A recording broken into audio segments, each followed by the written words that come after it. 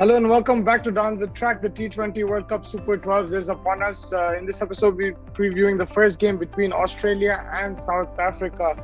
These two teams with a lot of history against each other, especially in the 50-over format. But this is a format that they both haven't really conquered. And, particularly surprising because they both had really strong teams in the past in T20 World Cups and just could not dominate teams and were found out basically. Again, if you look at this Australian team, it looks solid. There's plenty of big stars in that team. But they just, even with this team, they haven't performed in the last couple of years, whether it's like home series against India or away series. I think there was just one series in South Africa where they dominated them in T20s. Otherwise, it's been up and down for Australia. Whereas South Africa, I think they're just missing one or two players like Faf du Plessis, even David Wiese for that example, and AB de Villiers. If two of these three players or one of these three players was playing, South Africa for me would be they could be semi-finalists for sure. And not to say that they're still not semi-finalists. I think they still have plenty to offer. Their strength is their bowling, and from their batsmen, if two or three click, then they can beat any team on their day as well. It's just about maintaining consistency, playing spin. And I think the bowlers can handle it. They have some high quality bowlers. They have some spinners as well. And really looking forward to South Africa. I think this is a team which is going to be under the radar because, there's no Faf, there's no AB de Villiers. So not many people will be talking about them. But they do have batsmen. They have Van der Dussen. We saw what he did in the warm-up game against Pakistan. They have Quinton de Kock, high-class wicket-keeping batsman. Aiden Markham is in really good form. We saw him in the IPL for Punjab playing pretty well. So there are batsmen there who can take the game from the scruff of the neck. They have Bavuma as captain. I think he's a calming influence. He's more of an anchor. I don't think he's someone who'll smash from ball one, but hopefully he can adapt according to the situation. And they need a player like that as well. I think at times just because these pitches are a bit tricky, and if there's someone who can rotate the strike and build up a partnership with someone at the other end, it could really prove handy for sure. Now, if you look at this matchup for Australia, it's going to be Australia's batsmen versus South Africa's bowlers. Firstly, that's the matchup I want to see. David Warner is in horrible form. I think his last scores are 0-1-0 or something like that. He's just not been clicking in the UAE, even in the IPL previously in the Indian leg, just wasn't clicking. And his performance for Australia in T20, especially in T20 World Cups, hasn't been great. For IPL in the past, for Sunrisers, he's been outstanding, but for Australia in particular, he hasn't really performed. We haven't seen that original David Warner, and that's something which can be a game changer. If David Warner gets off to 40 of 18, 50 of 20, then Australia's team changes completely. That's the thing. You can have whoever you want, but they have to click in certain situations. And David Warner is a player who can change the game, in a blink of the eye.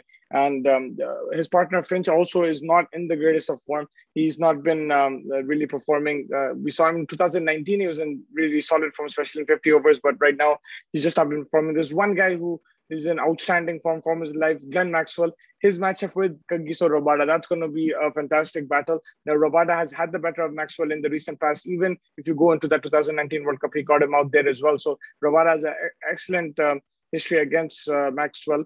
South Africa in particular, they do like playing against Australia. Their game does get better when they play Australia. They're very charged. They're going to be charged for this game. And I think with the bowlers that they have, they can put Australia under pressure. It's about getting the top order wickets and then containing the likes of Maxwell, Stoinis, because these guys are big hitters and they can change the game as well. So South Africa's bowlers versus Australian batsmen, that's going to be a key battle.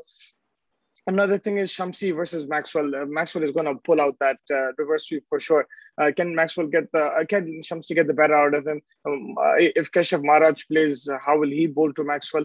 Maxwell is playing spin very well right now, so that's going to be a key battle. Maybe just get in Rabada for that matchup. Maybe save his over, bowl someone like a Maharaj in the power play, and keep Rabada for Maxwell. I know these are things. It's a gamble when you do something like that because you want your best bowler to bowl as many as possible to the top order. But when you have a player like Maxwell waiting in the wings, why not just target him? And I think I won't be surprised if they use a spin in the power play and then target Maxwell with Rabada. Key battle there. If you look at if you flip it, then Australia's bowling it depends on who they go with. If they're going to go with Mitchell Marsh and Marcus Stoinis, then they'll have to drop someone like a Pat Cummins. But I don't think that they should go that way.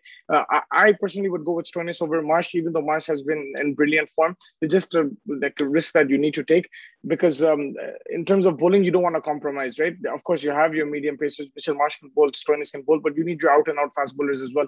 And the bowlers that I would look to is Pat Cummins, Josh Hazlewood, Mitchell Starc. Then you have Adam Zampa and Ashton Agar can bowl spin. Maxwell can also come and bowl spin as well. So you have 6 bowlers there. If you add Stoinis to that, 7 bowlers, and that's plenty of variety. That's plenty of variety. A lot of teams don't have that luxury, and South Africans themselves don't have that luxury. They'll have to play 5 bowlers with Wiaan Mulder as the all-rounder. He'll probably bowl the fifth bowler's role. He'll probably play the fifth bowler's role. But Australia have the luxury of 7 bowlers, 6 bowlers. So definitely, I think they should go with that. Maybe drop one all-rounder, whether it's Stoinis or Marsh, and go with that extra bowler. And I would probably drop Mitchell Marsh, even though this could be a controversial thing. I wouldn't drop Steve Smith. I think Steve Smith, one down as a batsman, he has to play. I play him over anybody. He's a world-class batsman. He can adapt to situations. He loves to bat, and he's someone who can glue the innings together. If there's an early wicket, he can build a partnership. If needed, he can come and hit the boundaries as well. These kind of batsmen, they don't look like big hitters, but they can find the boundary, and it's very effective that way.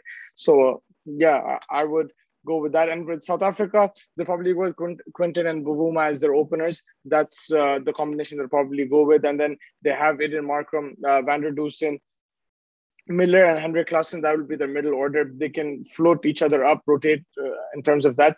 Finishing wise, I think that's where it's a concern. Miller has to come back into proper form. I think they look to him to finish the innings. Then they have Wiaan Mulder as well and Klaassen.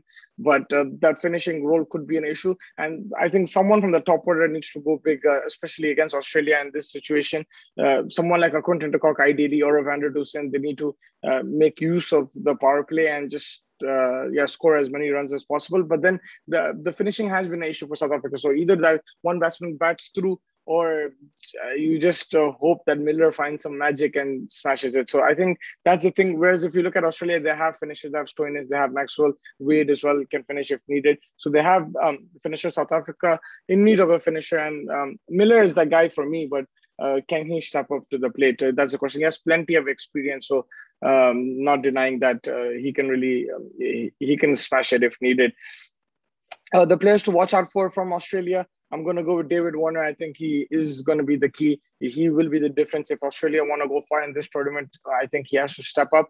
Of course, there's Maxwell and everybody, but I'm just going with Warner at the top. And with the ball, Adam Zampa, against the South African middle order, particularly, they might go and attack him. He'll have to put the brakes on and try to pick up wickets. And he's bowled well in the past. So interesting to see how he plays.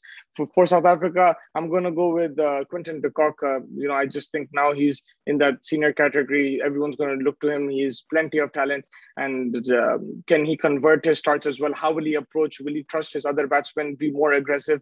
Maybe going a bit more aggressive might be the solution instead of just going on a runner ball or something like that. But yes, Quinton de Kock for me is the batsman to watch out for from South Africa side of things. With the ball, there's Nokia, there's Shamsi, there's Maharaj.